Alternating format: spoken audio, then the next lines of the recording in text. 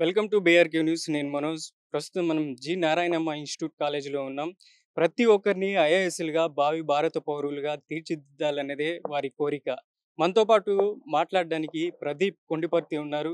ప్రదీప్ గారు, మీరు చెప్పండి. ప్రతి ఒక్కరికి డిగ్రీ స్థాయి నుంచి ఇప్పటి నుంచే ఐఏఎస్ శిక్షణ అవసరమంటే మీరేం చెప్తారు? ఐఏఎస్ అంటే అండి యాక్చువల్‌గా ఇది ఒక స్పెషలైజ్డ్ కోర్సు. అదొక లీడర్‌షిప్ ఎంపవరింగ్ కోర్సు. అలాగే ఐఏఎస్ అవ్వటం అనేది ఒక కల. ఒక కుర్రాడి స్వప్నం ఐఏఎస్ అయ్యాటే 100 మంది స్వప్నం అవుతుంది.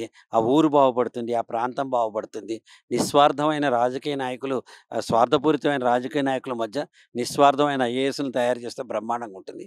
అర్థశాస్త్ర అకాడమీ అనే ఒక అకాడమీ ఈరోజు ఇన్వైట్ చేశారు ఇక్కడ. అంటే పిల్లలు ఇంజినీరింగ్ చదువుతూనే ఇంటిగ్రల్ కోర్స్ కింద ఐఏఎస్ ఎలా చేయొచ్చు, ఫౌండేషన్ ఎలా చేయొచ్చు, అలాగే ఇంజినీరింగ్ అయిపోగానే ఐఏఎస్‌ని ఎలా ఎంచుకోవచ్చు, ఐఏఎస్‌లో చదవడం వల్ల ఏమవుతుందంటే సైన్స్, హ్యుమానిటీస్ 2 కలుస్తాయని చెప్పి ఈరోజు మాట్లాడటం జరిగింది. మనం ప్రధానంగా చూసుకుంటాం డిగ్రీ కాలేజెస్‌లో ఐఐటీ, జేఈఈ లాంటి ఎన్నో కోచింగ్ సెంటర్‌లు ఇస్తుంటారు.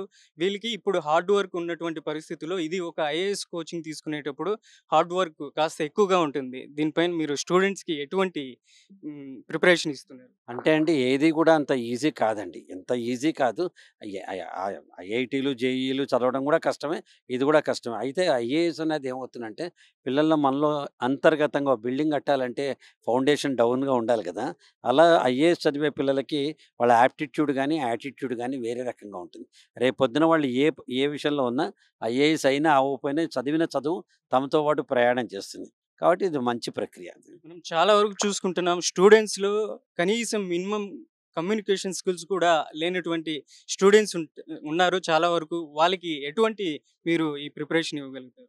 అంటే అండి, మారుతున్న కాలంలో ఆర్టిఫిషియల్ ఇంటెలిజెన్స్‌లు, చాట్ జీపీటీలు వచ్చేసిన తర్వాత మనం ఎక్విప్ చేసుకోకపోతే మనం బతకలేం. ఇంతకాలం బతకలేదంటే బతికాం. వందలో ఒకళ్ళ కిందొచ్చాం. కమ్యూనికేషన్స్ నీ పేరు నీకు చెప్పుకోవడం రాదు. నీ మాట నీకు చెప్పుకోవడం రాదు. So, any skill for that communication కానీ, లీడర్‌షిప్ గానీ, టైమ్ మేనేజ్‌మెంట్ గానీ, ఇలాంటివన్నీ పిల్లల్లో చిన్నప్పటి నుంచే ఇంకల్కేట్ చేయాలి. ముఖ్యంగా మనం ఒక జాయింట్ కుటుంబ వ్యవస్థ నుంచి చిన్న కుటుంబాల్లోకెళ్ళాం. చిన్న కుటుంబాల నుంచి ఫోన్ మనని ఐసోలేషన్ చేసేసింది. ఒక్కడి కింద చేసేసింది. పిల్లలేం జేస్తున్నారంటే వాళ్ళు ప్రిఫర్ చేయట్లా. తల్లి భోజనానికి రా అని చెప్పడానికి కూడా మెసేజ్ పెట్టాల్సొస్తుంది గదిలోంచి బయటికి రావాలని. ఇలా అయిపోతున్నప్పుడు కమ్యూనికేషన్ ఉండట్లా. చిన్నపాటి బాధొచ్చిన అమ్మ నాకీ కష్టం వచ్చింది. వాడెవడో నాతో మాట్లాడాడు. లేతే ఈ కష్టం వచ్చింది. టీచర్ కోప్పడ్డారు. అది చెప్పడానికి కూడా చెప్పలేకపోతున్నారిక్కడ. కాబట్టి మన భావ వ్యక్తీకరణ కమ్యూనికేషన్ ద్వారా చేయగలుగుతాం. ఇది తల్లిదండ్రులు, పిల్లలు నేర్పించాలి. సైకిల్ ఎలా నేర్పిస్తున్నాం, స్కూటర్ ఎలా నేర్పిస్తున్నాం, మొబైల్ ఆపరేట్ చేయటం ఎలా చేస్తున్నాం, మాట్లాడటం ఎఫెక్టివ్ పబ్లిక్ స్పీకింగ్ గానీ, ఇంటర్పర్సనల్ కమ్యూనికేషన్ స్కిల్స్ కానీ నేర్పించాలి. పేద విద్యార్థులు కూడా చాలా వరకు ఉన్నారు. మేము కూడా ఐఏఎస్ కావాలి కలలు కంటున్నారు చాలా వరకు. అట్లాంటి వారికి మీరిచ్చే సజెషన్ ఏంటి? నేను నిన్ననే ఈనాడులో చదివాను నేను. ఒక కూలీ మోసే ఆయన బలరాం నాయక్ గారు సింగరేణి కాలనీ సీఎండీ అయ్యాడాయన. మామూలు చిన్న పిల్లాడు ముత్యాలరాజు గారు పెరిగారు. ప్రతి చోట పేద విద్యార్థులకే వాళ్ళకి దేవుడు సంకల్ప బలాన్నిస్తారు. కాబట్టి ఫోకస్ చదువు దాని మీద పెడితే వాళ్ళు గూడా అవ్వచ్చండి.